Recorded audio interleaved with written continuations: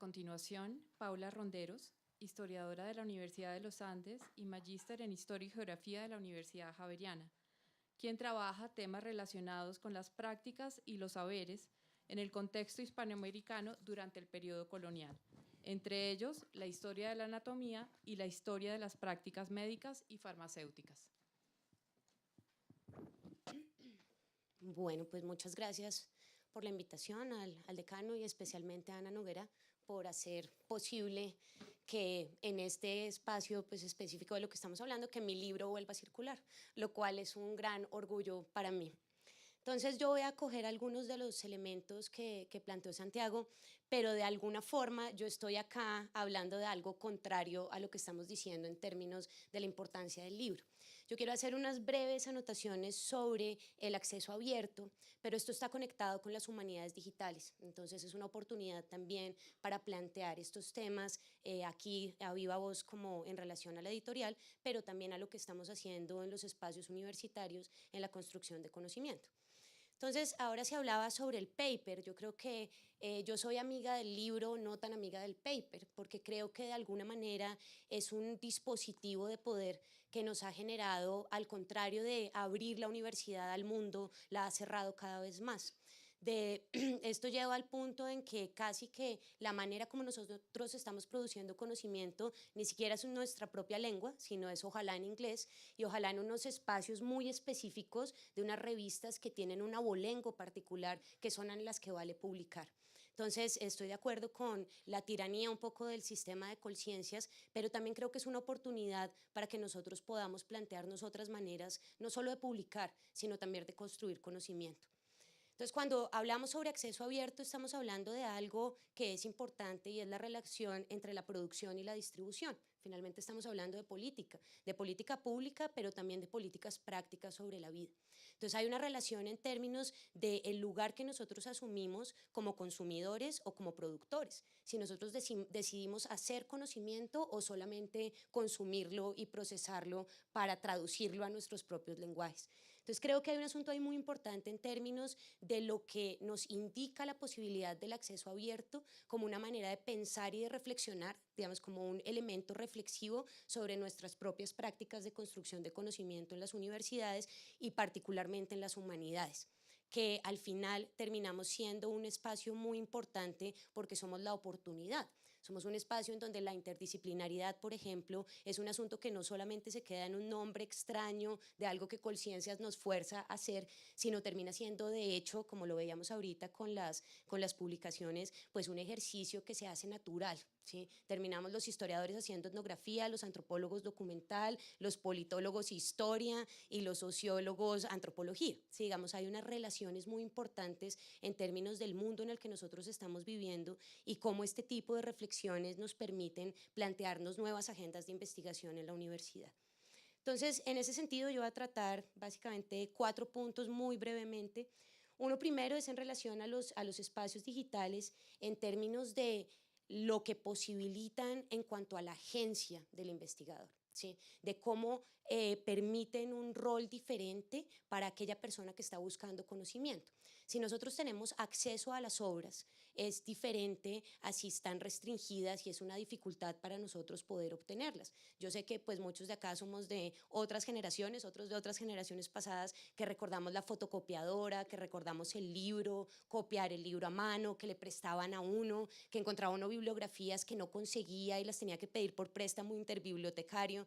El mundo ha cambiado y hoy por hoy tenemos la posibilidad de acceder a trabajos no solamente de otros colegas, sino de personas que están haciendo diferentes estrategias para poder abordar problemas de investigación que nos competen y que nos atañen, en términos de otras redes de poder también, en cuanto a lo del sur-sur, pero también en cuanto a que de pronto le llega a usted un correo de alguien de Polonia que está trabajando un tema similar al suyo y empieza uno a construir comunidades de conocimiento no necesariamente vinculadas con el espacio físico compartido, sino con los espacios temáticos colectivos. Y creo que eso es una herramienta muy significativa que es muy importante tener en cuenta para poder entender el lugar en el que estamos nosotros en este mundo en el que es posible acceder a cosas que antes estaban vetadas.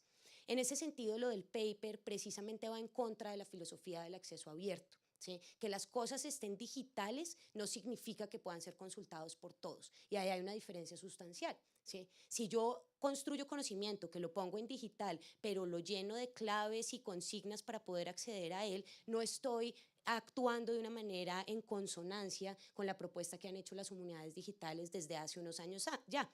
Una a veces piensa y se ubica en el tiempo y dice, estamos en el año 2017, y uno empieza a revisar los proyectos de universidades, casi todas en Estados Unidos, que han planteado carreras de pregrado y de posgrados en humanidades digitales, y son proyectos que ya tienen 20, 25 años, ¿sí? Entonces, estamos en la corriente, pues no estaríamos como contracorriente como en el libro, pero estamos todavía como en chalupa, ¿sí? Digamos, nosotros tenemos unos intentos de aproximación al mundo de las humanidades digitales, pero todavía no tenemos, por ejemplo, programas específicos en universidades que vinculen este tipo de conocimientos de una manera articulada y contundente, con programas específicos de trabajo interdisciplinario entre diferentes áreas. Entonces, no es un asunto de si estamos hablando de papel o una imagen en un computador, digamos, eso me parece que es muy importante dejarlo en claro. No es como que hay un mundo físico en el que el papel circula y hay un mundo digital que representa ese papel en otros dispositivos. Estamos hablando de una filosofía distinta en términos de qué es el conocimiento. Entonces, en acceso abierto no estoy hablando específicamente de lo digital, de cosas que estén disponibles en red, sino de una manera de conocer y de una manera de plantear problemas que vinculan las humanidades con otras áreas y disciplinas, digamos, donde el arte es fundamental, pero también el diseño y la programación, digamos, la posibilidad de generar interfaces interactivas que puedan permitirnos otro tipo de maneras de construir conocimiento, por ejemplo, con algo de lo que mostraban hace un momento, por ejemplo, con la relación con las comunidades. No solo la comunidad como las personas que viven en los territorios, sino la comunidad como los lectores también. El acceso abierto nos permite un contacto diferente con quien lee, donde esa persona también puede participar y, ¿por qué no?, transformar ese material que uno está poniendo a disposición. En ese sentido, estamos hablando de una característica específica del acceso abierto, y es la construcción de comunidades. Comunidades de aprendizaje, pero idealmente desde un contexto universitario, también comunidades de investigación, donde las prácticas se transforman. Las prácticas no solo de cómo hacemos y cómo generamos investigación, sino también las prácticas de cómo eso se recibe y se vuelve un diálogo. Y eso es una oportunidad maravillosa para poder darle pie y darle cabida a otros espacios reflexivos dentro de la perspectiva de las humanidades. En ese sentido, creo que uno de los valores más importantes del acceso abierto es la posibilidad de volver sobre nuestros espacios laborales la idea de la exploración y de la experimentación. ¿Sí? Como la posibilidad de hacer nuevas cosas, de construir dispositivos de interacción distintos, de poder transformar las maneras como nosotros divulgamos, construimos y consumimos conocimiento. Creo que ese es un punto muy importante, pasar de ser consumidores a ser productores también, desde el diálogo y desde la construcción de espacios multidisciplinares. Sí, tal vez la palabra resulta ya más que reiterada dentro de las maneras como nosotros, pues también desde el mismo Colciencias nos han dicho que debemos investigar, pero no es solo desde las múltiples disciplinas, sino también desde los múltiples lenguajes, donde uno puede escribir ensayo, poesía, utilizar video, sonido, imágenes, buscar espacios en los que usted puede hacer transcripciones colaborativas, por ejemplo, para los historiadores. Son, por ejemplo, herramientas que han sido muy significativas en términos de transformar las formas como nosotros investigamos en esa perspectiva un poco aislada, muchas veces autista de cuando en cuando. ¿Sí? Como poder encontrar dinámicas en las que podamos transformar los espacios a una idea que pues puede ser importante, y es la co-creación y el trabajo en equipo. ¿Sí? Finalmente estamos hablando de unos lugares en los que la posibilidad de encontrarse cambia, y ya no es esta dinámica tiránica un poco del tiempo y de los espacios, de cómo hacemos para encontrarnos para una reunión, que se vuelve algo completamente difícil en el mundo en el que nosotros vivimos, sino que los espacios de interacción están siempre abiertos. La universidad no sería entonces este sitio al que podemos ir de 7 a 7, sino se convierte en un espacio transversal y un espacio colectivo al que podemos acceder cada vez que queramos, y en el que esas posibilidades de intercambio se vuelven nutritivas tanto para el investigador como para el lector. Decía hace un momento que la interdisciplinariedad y ese contacto, por ejemplo, con las artes es importante, pero yo quisiera enfatizar la relación que podemos establecer con el diseño. el diseño web por un lado, pero también el diseño en términos del pensamiento y la posibilidad de estructurar los productos de investigación que estamos realizando de acuerdo a otras dinámicas para poder hacerlos y divulgarlos en un rango un poco más amplio de las dinámicas usuales en las que los tenemos.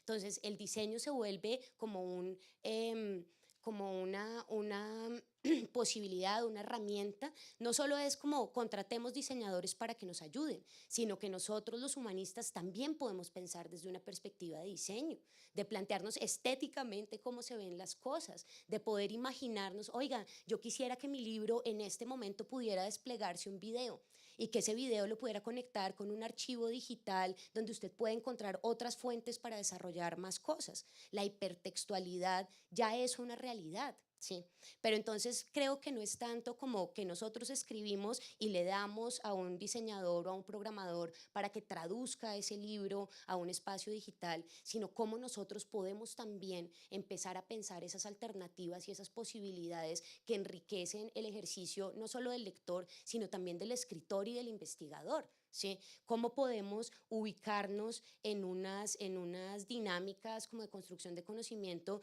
que no solo estén articuladas por el orden establecido de los esquemas de lo que debemos cumplir, sino también darnos la posibilidad de jugar en el bando del desorden? ¿Sí?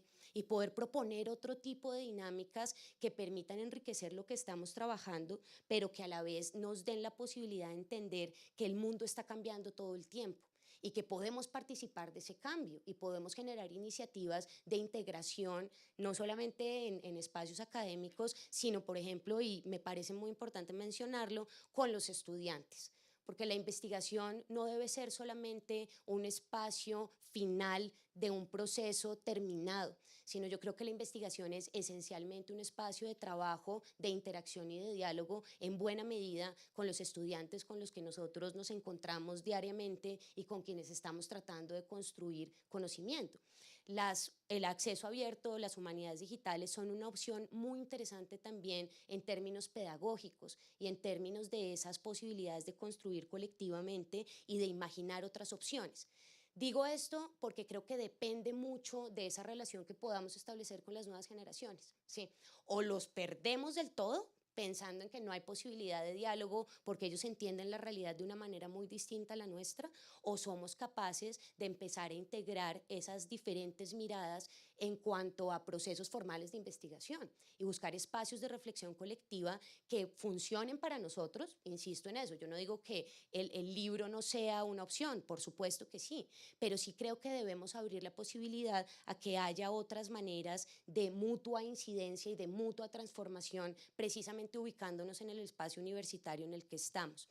Porque no estamos hablando de libros y del mundo editorial en el vacío, estamos hablando de editoriales académicas universitarias. Y en ese sentido, estas dinámicas nos permiten conectarnos con esa esencia también de lo que muchos de nosotros somos. Yo dudo, pues tal vez haya algún caso que alguno de los libros publicados no parta de una persona que su oficio principal es ser profesor. Y dentro de la lógica de Colciencias, por ejemplo, sabemos que ese no es un trabajo valorado. A uno no lo puntean por ser un buen profesor. ¿Sí? Eso es algo que se ignora por completo. En el mundo de las humanidades digitales creo que es posible también dignificar nuevamente nuestro oficio y hacerlo posible no solo como un producto terminado publicado en una revista, sino esencialmente como esos procesos que nos permiten llegar a las ideas. El último punto que quiero tocar es en relación a las fuentes abiertas y disponibles, que sería básicamente como el punto central de lo que quiero yo conversar hoy aquí con ustedes en este momento. Y es que hay a veces mucha reticencia a que las cosas pasen a existir en un mundo digital. Sí, a veces las personas ponen muchos peros y muchos problemas, pues porque no es tan claro la ganancia, ¿no? Entonces, desprendiéndose un poco del problema de la ganancia y pensando en las posibilidades que da el acceso, creo que esto nos permite revalorar y reconsiderar varios elementos que es clave también que nos lo planteemos en el 2017. Uno, el problema de la copia. Otro, el problema de la propiedad de las ideas. ¿Sí? Y es que el punto ya no es ese. ¿Sí? En el mundo en el que estamos en una lógica mucho más vinculada con el copyleft. Y el punto ahí, como la frase sería, las ideas finalmente son de todos y deben ser de todos. No hay un problema de propiedad, es que yo dije esta idea y entonces esta es mi idea y yo debo capturarla. Un poco para ponerles un ejemplo, en historia sucede muchas veces que un historiador se encuentra una fuente y la fuente es capturada y secuestrada por un tiempo, ¿sí? Porque las fuentes no se comparten, las fuentes son privadas, las fuentes son propias, porque uno las descubrió, ¿sí? Es un mundo distinto en el que yo me encuentro una fuente que me es importante y yo tengo la posibilidad de ponerla al acceso de todos. El punto no es ese, el punto es qué haces con la fuente.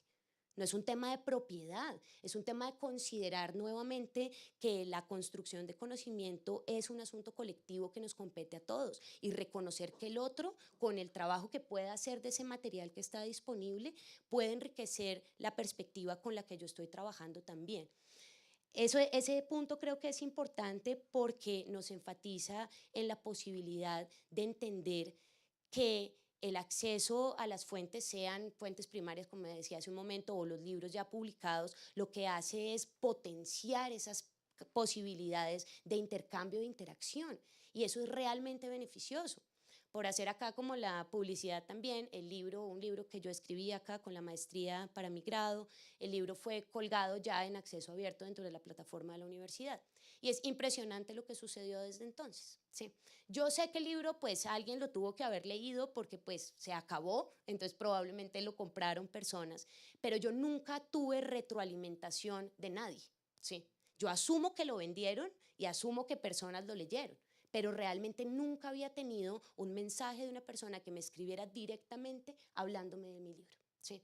Y esta persona está en Alemania y me escribió un correo por intermedio de la universidad diciéndome que fue un hallazgo para él encontrar el texto. Y me manda una información de un congreso que van a hacer sobre farmacia en la época premoderna en Europa y me invita. Pues yo no puedo ir, pero me invita, ¿sí? Entonces, ¿cómo se empiezan a establecer lazos y cómo la red de conocimiento y la red de producción académica se amplía considerablemente, ¿sí?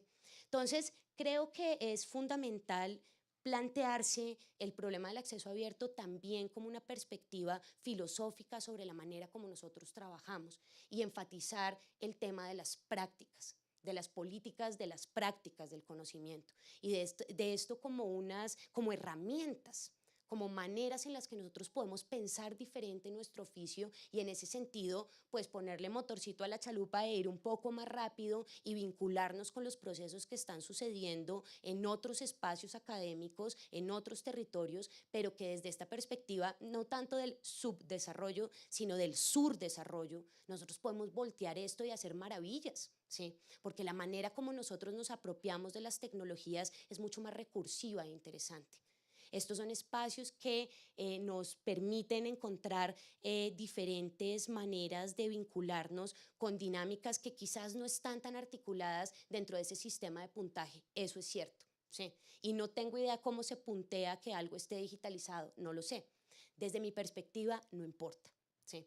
Creo que hacerle el quita al conciencias es también empezar a hacerle el quita al conciencias y empezar a producir desde otras maneras, encontrar otros circuitos de circulación de lo que hacemos, pero sobre todo plantearnos esta idea del acceso abierto no como un resultado final, como una manera en la que disponemos de nuestros materiales trabajados y procesados y finalizados, sino el acceso abierto como una manera de construir conocimiento, de compartir entre unos y otros y de buscar estrategias para desarrollar modos de generar solidaridad académica y espacios de innovación y de desarrollo, pues en este espacio particular de quienes estamos acá, que tenemos el privilegio de ser humanistas y tenemos el privilegio de podernos dar el lujo de buscar estrategias experimentales y estrategias que nos permitan diseñar nuevos formatos, pensar nuevos lenguajes, con la intención de hacer productos excelentes, con todo el rigor académico, digamos, ese no es el punto. No estamos hablando de hacer blogs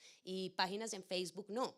Estamos hablando de cómo podemos construir materiales de trabajo. Veo acá con mucho gusto y satisfacción que hay varios manuales metodológicos de sociología, de antropología, reflexiones de campo, trabajo con las comunidades. Ahí tenemos unas pistas muy interesantes de por dónde podemos coger y cómo el espacio de lo digital se vuelve un escenario como una arenera de juegos donde todo está por hacer, ¿sí? Entonces, pues eso era básicamente como una invitación a que pensemos estos temas más allá del asunto de la circulación, pensarlo en términos también de la producción y de cómo es un reto para nosotros como profesores, para nosotros como investigadores y para nosotros como autores en el mundo en el que estamos viviendo en este momento, en el mundo editorial, pero enfáticamente en el mundo de lo que significa y lo que puede ser la universidad. Muchas gracias.